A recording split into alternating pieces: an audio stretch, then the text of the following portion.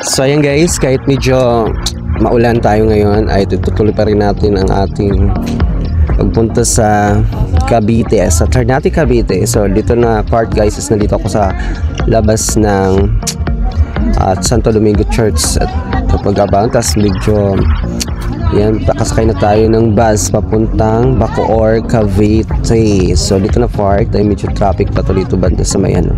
So ito naman na part ang sa may bewok ba yun? And then dito na part na ipapunta na to ng Bacoor, Cavite. So pagdating ko ng ito na part is papunta na to doon sa ano, Bacoor, Cavite. Medyo masama pa ang panahon yun dyan guys. So yun, pero tinuloy lang natin para hindi naman tayo sabihin ng aking classmate ay nag-Indian na naman sa mga lakad. So yan, kahit umuulan, kahit papasok niyan si Pipito Manaloto na Bagyo Charis, tinuloy ko pa rin kasi para hindi naman sabihin na in-Indian ko na naman siya. So dito mahaba to dito kasi nagagandahan ako sa view na dyan, kaso nga lang medyo ano kasi maulan.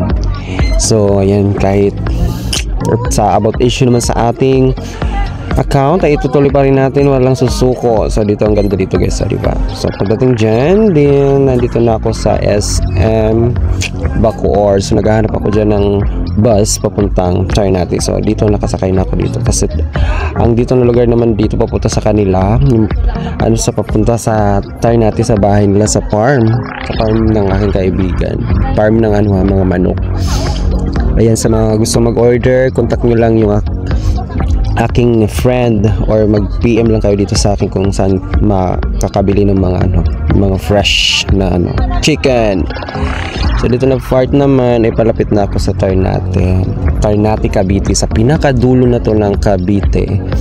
So ayan, so after that may pinuntahan muna kami dito sa kanilang pinakapalengke sa market nila.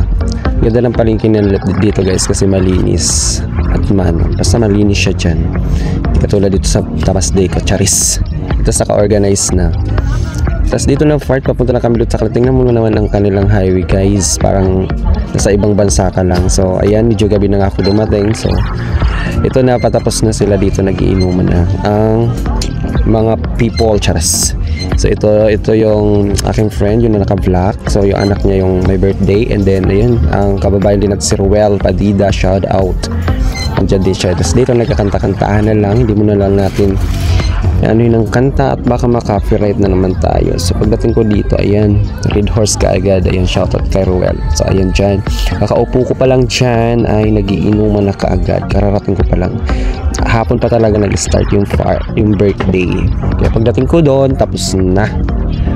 And then dito, ayan, medyo tatagay-tagay na lang kami ng konti, nagiinuman, then mamaya-maya matutulog ng konti at medyo nabanging ako dyan. So ayan, diba? Thank you so much sa pag-invite sa akin dito. Ayan, ay nagkukwentuhan na lang kami dyan habang nag-iinuman. Yun lang naman pinunta ko dito, yung ganyan, birthday at medyo day off na lang din. So ayan yung dalawang ano na to, Chinese ba to sila? Wow, mga ganon, ay nag-uusap sila. Hindi ko naman maintindihan yung usapan nila dyan.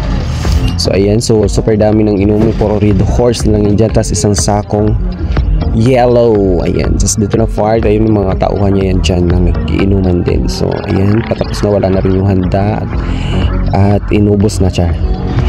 So yun lang naman ng ano ko for today's vlog, kasi wala akong maisip na ibang i-upload ngayon kasi nga natatamad nga ako dito mag-upload kasi nga na nangyari sa tools natin, nagkawala-wala, pero laban pa rin natin to guys. So ayan, maraming salamat pa rin sa aking mga followers. So ayan yung asawa ng friend ko, yung nakatalikod na, hindi yan yung si Ruel Padida naman yan, yung kaibigan namin. So marunong din yan siya maghapon ba? Hapon or Chinese, ganun salita.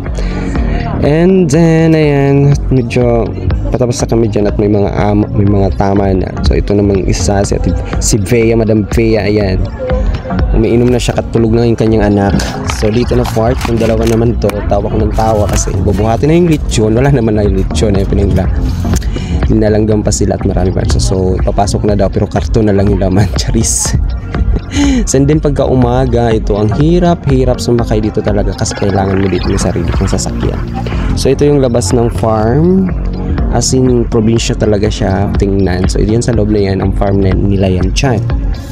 So, dito na part, ang hinihintay ko lang dito yung kaibigan nila na maghahatid sa akin papunta ng sakayan ng bus papunta ng Manila. So, ayan. So, hanggang dito na mga ka-idol. Maraming salamat. Bye-bye!